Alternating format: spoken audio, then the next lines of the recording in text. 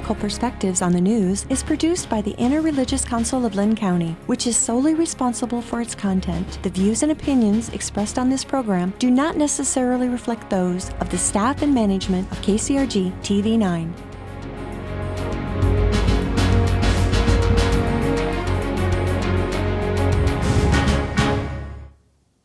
Good morning. My name is Martha Rogers, and I welcome you to this episode of Ethical Perspectives on the News. You know, I'm not that old yet, but I am semi-retired, and in a few years I'm going to be eligible to receive Medicaid, the federal and state health insurance program. So we're going to explore that topic and how Medicaid is working in Iowa. It's a program for low-income and disadvantaged people. It covers children, the elderly, the handicapped, and so on. I was born with a rare medical syndrome, and I'm going to need those services because my syndrome's not going to go away, and it's not going to be healed. So I really want to learn more about this topic, and I hope you do too, because on April 1st, Iowa joined 39 other states in the District of Columbia by switching from a government-run fee-for-service approach to delivering health care services to more than 500,000, I think it's 580,000 Iowans, to private managed care. That's called an MCO, and we'll learn more about that in a minute. Governor Branstad's plan and its implementation was said by many newspapers and different advocates to be a very aggressive plan, happening rapidly compared to some of the other states.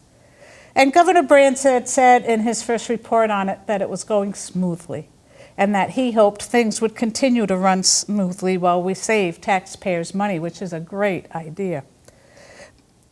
However, a majority of Iowans in Medicaid seem to disagree with that view, including some legislators. So we're hearing good reports and we're hearing not so good reports.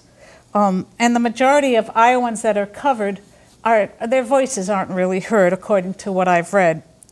The Des Moines Register said this, and I quote, that the governor dismissed public opposition, disregarded concerns raised by essentially everyone, ignored problems in other states, and moved forward with his plan. Now his constituents are paying the price, end quote. So that doesn't tell me much about what's happening, and we have an excellent panel here tonight that can tell us more of what's happening in our own community. What does Medicaid and MCO look like in our county, in our towns? To explore this question, I'd like to introduce you to our panelists. Seated next to me is Sofia Mehaffey, Director of Community Health and Nutrition Programs at Horizons. Welcome, Sofia. Thank you. Good to have you here. And next to Sofia is Tim Charles, the President and CEO of Mercy Medical Center. Tim, I'm glad you're part of our panel too. Good to be here. Nice to have you. And to round out our panel is advocate and Medicaid beneficiary herself, Rhonda Shouse. And I hope I've said that correctly. Thank you. Let's get on the same page. There's so many terms being bantered about and so many misconceptions when we talk about government plans and what's happening in Iowa. So how would you describe what Medicaid is and what's happening when they say the word privatization and MCO? Tim, you're the CEO. Let's start with you. Sure. Explain some of those terms to us, please. You know, very simply, what a MCO is, it's a managed care organization. It's a private insurance product or offering that's designed, in this case, for the Medicaid population. And it's intended to provide services as is designed within the program. But as you mentioned, it's also intended to result in another objective, which is the objective of the state, and that's to save a substantial amount of money. That's always good when I hear my taxes are being saved, but I'm curious when I hear that the programs may not be working when they went to privatization. Rhonda, do you know what that is, privatization, compared to what it was in the past? You've had experiences yourself. Yeah, the difference is it was fee for service before. So you'd go into the doctor, and the doctor's office, from my understanding, they would get paid for treating you for that service.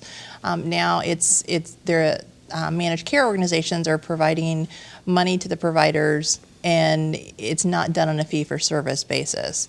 The one thing that I really want to point out about this and how Iowa differs from a lot of the other states is Iowa has included their disabled population in managed care, which a lot of other states have not. In the privatization Correct. That's existing now with the changes. Correct, with the Okay. new program.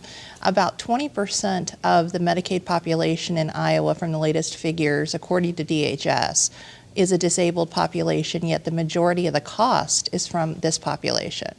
So the cost savings is going to be a balance because, for instance, I have friends who are quadriplegics. That's not something that's going to get better by being treated by managed care. So there's a lot of concerns about the way it's being managed. So is a goal of managed care to heal and then to dismiss?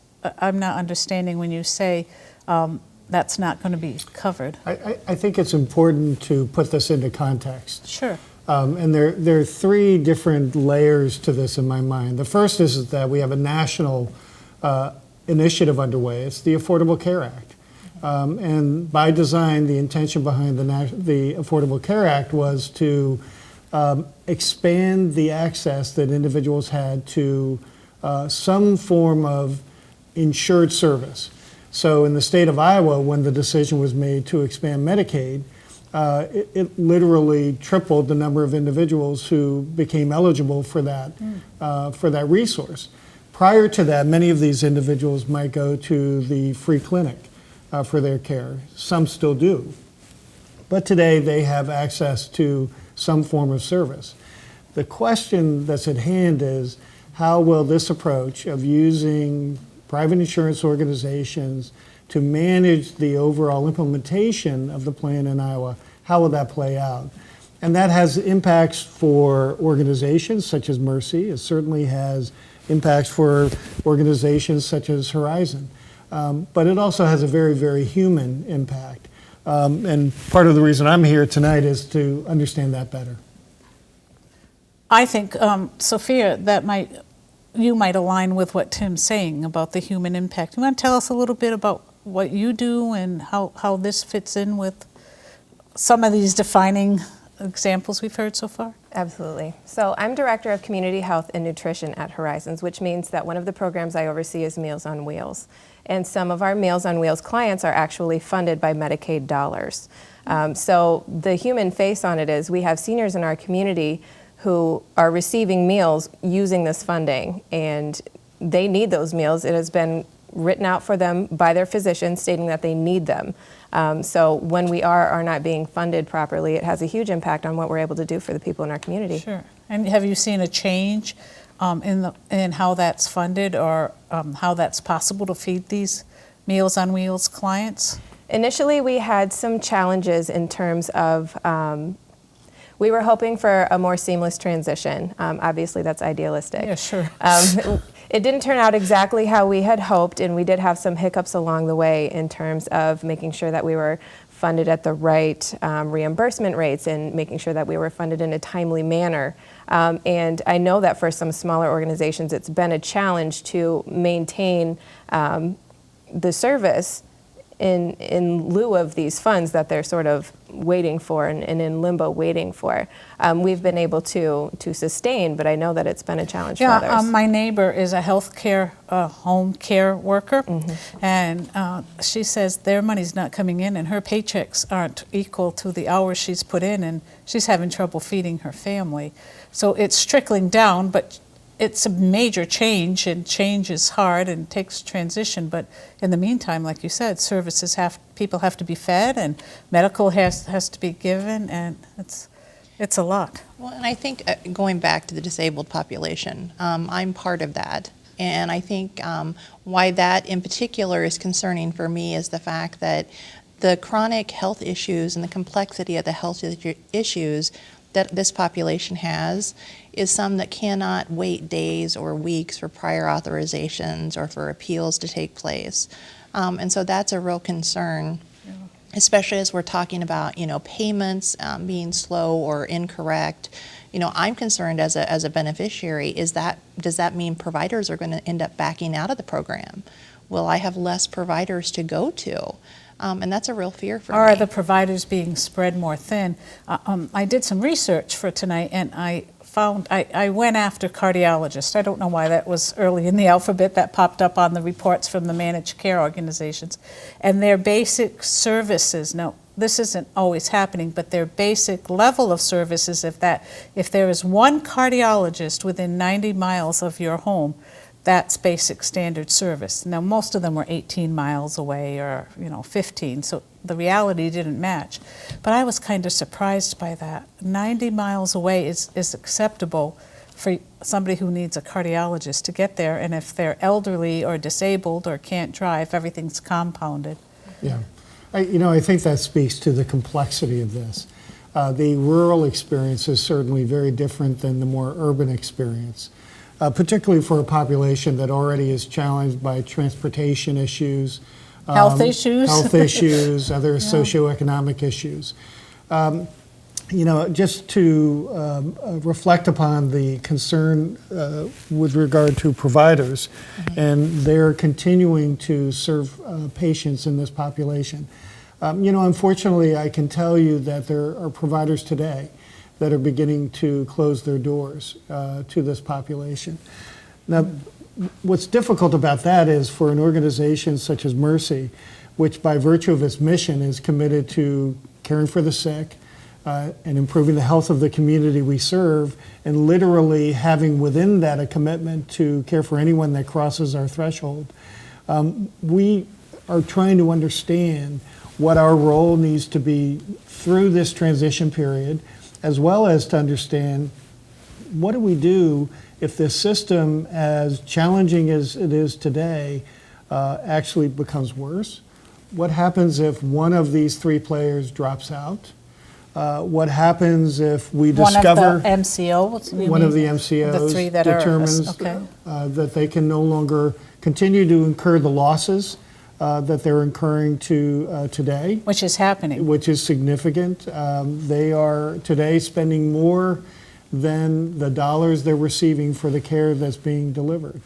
How do we begin to design a system that actually does care for the individuals who are disabled, but also takes care of this new and expanded population? Honestly, I am beginning to think, or beginning to focus more down the road in terms of 2 or 3 years out. How do we ensure that we're in a position of being able to care for this now growing, expanded, better educated population that now understands how to access the resources? Yeah, it's a real conundrum.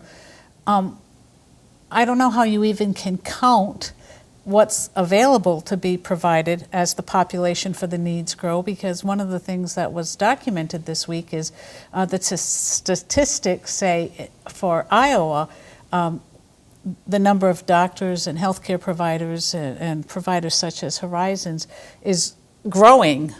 Yet you see concerns in that area. But then they had documentation of one doctor was counted 5 times because he goes to 5 clinics. So that's not 5 doctors. That poor doctor is being spread thin by going to 5 clinics, which might have funding problems to serve patients when he used to have 1 clinic, and he's being counted 5 times for funding. And that's been the way that DHS has counted them. I know my doctor is through Mercy Physicians Clinic or Physicians Network, and I was told by my MCO when I called to declare that doctor as my primary that that person practices closer to where I live than where I was going, and that's not accurate. So when I got to doing research, they told me 5 different addresses this person practices. We might have read the same Yeah. report. Well, this was personal. This is when I called the MCO. They tried to convince me that it was closer to me. So having individuals working outside the state of Iowa when I'm calling Pennsylvania and they're trying to tell me something is closer to me than what it is, or they're offering me services in Iowa City when I live in Cedar Rapids and don't have a car, and we have issues. Yeah. How do we address some of these issues? How do we talk about feeding seniors that are nutritionally deficient and need meals such as you're offering, and people that are handicapped such as you and myself, and and then providing care. Are there conversations happening in Iowa or in counties to get the service providers with those who are requiring service, the beneficiaries, the participants? Is there any I think conversation? perhaps one of the unfortunate consequences of this transition is that those conversations were underway. I can tell you that prior to this transition, this change, the hospital community was working with the state collaboratively to focus on taking advantage of the fact that we are traditionally a low-cost provider in the U.S., delivering very high-quality care, and we were committed to continuing that process. What we're all spending a great deal of time and energy on now is trying to figure out how to administer our services through this process. And we're spending a great deal of time, energy, and resource on the implementation of it. So even though, to your question, even while all of that is happening, we are taking steps to address the needs of this population. For example, we have a clinic that is immediately adjacent to the hospital that a wonderful physician of ours, Monica Meeker, is staffing. And she's caring for individuals who have no resources, individuals who have Medicaid, individuals that have just come into our community from other countries that are just learning how to navigate our system. And it's that kind of role that we think is necessary for us to take. But for this to work on an ongoing basis and to be sustained, we have to come together and do. I've been with organizations that do a lot of work before there's change, and they do excellent work and all sorts of things. But once the change happens in the implementation, every implementation has snags. They don't do the follow-up after conversations or work, and then they live on old behaviors that don't fit the new paradigm, and it doesn't work. It doesn't work. But like you said, there's just so much time. How do people give feedback? Are you just filling out forms, or do you get to call? Do you have a role in the state? Can providers or individuals give feedback? We have Personally, I don't mean because I know you are really busy people. So we have been talking with each of the MCOs individually and trying to assess client needs to sort of fill this communication gap that we're seeing with some of the MCOs and throughout the process.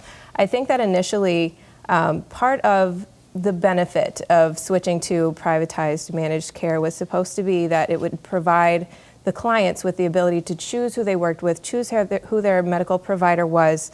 But as we're seeing more and more providers needing to close their doors because they're not getting funding, or to have to turn away clients who are on Medicaid. Having been a previous beneficiary of Medicaid, I can say that there were already doors that were closed to me. So now, with the implementation of the MCOs as well, and more doors being closed, what I'm seeing is less and less choice for those people. So we really need to work on figuring out this communications gap in order to serve those clients the best that we can and remain, solvent as organizations. My goodness, I don't know how you all sleep at night, whether you need benefits or your providers of benefits, because this seems like a tangled. Where is it all heading? How do you plan for the future if you're a provider while you're trying as a person who's involved? So I'll speak to that. First of all, what we have to understand and appreciate is that at a very important level, we have a system that is not affordable and not sustainable in and of itself.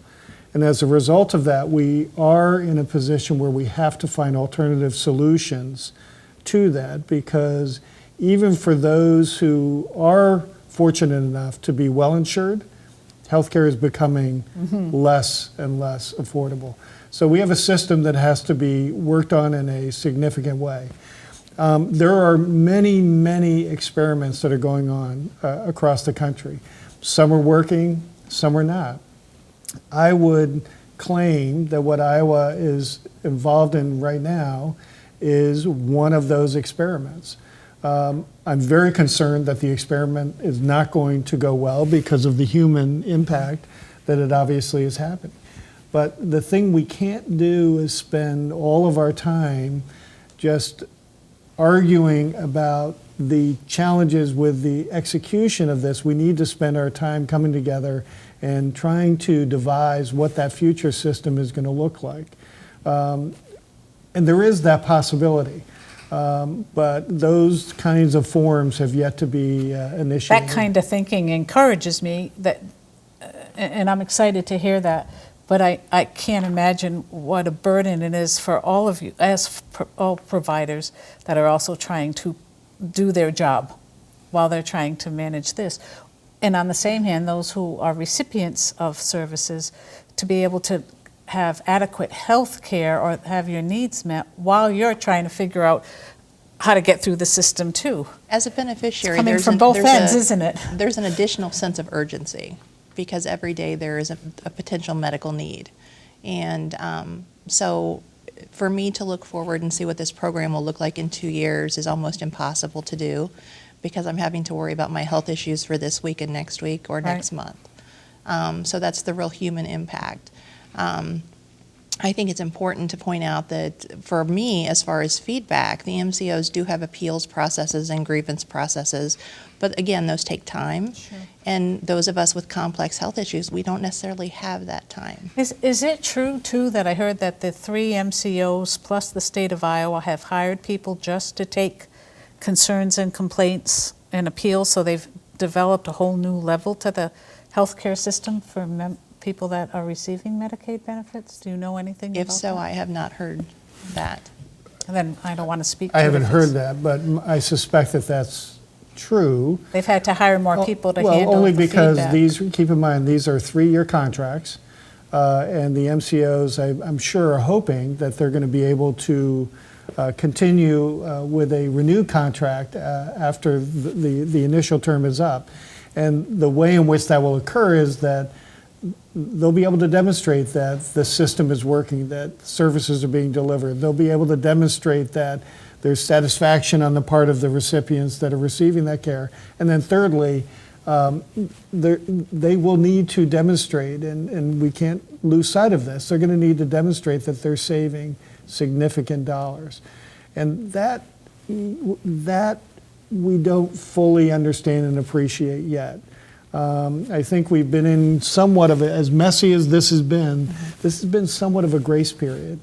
Because when the MCOs are losing the amount of money that they claim that they're losing, and it's very, very difficult to sort out what's real and what's not, although the state will tell you that they've already saved roughly $22 million from this transition, from what they would have expected to spend on the Medicaid program going forward. At the end of the day, how do you save those dollars? Well, you save those dollars either by restricting services, right? Shaving days off of in-home care that individuals are eligible for. You save dollars by paying your providers less, which may compound the phenomenon we're beginning to see, where providers are saying, I just can't afford to do this. And that's the door closing effect. Right? Or you save dollars by just creating so many hurdles that individuals become frustrated and they begin not using the system for which it was intended, which was to ensure that they have access, particularly to good primary care. It's tangled. I'm hopeful when I read that Senator Amanda, I think it's how she pronounces her name, is Reagan, of Mason City. She's the co-chair of the committee overseeing this for the state. She said in late August that it's this system right now and this privatization is a 3-legged stool and all 3 legs are broken. But she's willing to stay with it and to ask the hard questions and to work it through. So I'm thankful that people are trying. I'm thankful that people are looking at this from the legislative view, from the care view, from the services view, and hopefully we have more people like you, Rhonda, advocacy for those who are beneficiaries. I mean, they're all important roles. But as we kind of come towards the end of our program, where's it going to go as far as what you would like to see? What would you like to see happen, or how can we as members of the community get more engaged to help things happen? What do you think? I think one thing that's important to remember is that within challenges, there's often opportunity. I think it's really important that we are able to advocate as best we can for all of the clients that we serve, as well as for ourselves as agencies. I think the onus is really on us to make sure that we're working with each of these agencies the best that we can to continue providing those services. How about you, Tim? You know, I think if we start with the premise, which is speaking for the provider community, generally speaking, we're committed to taking care of these individuals. We're obligated to take care of these individuals, so we want to find a solution just as much as anyone else.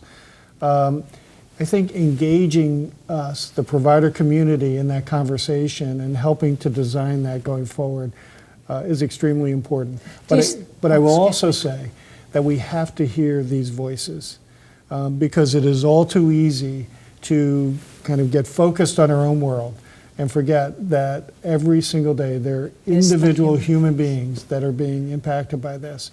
And that's what will create accountability in this process. And in your role as the CEO, would you say that it's better to have local conversations, statewide, all of the above? What might you wish for?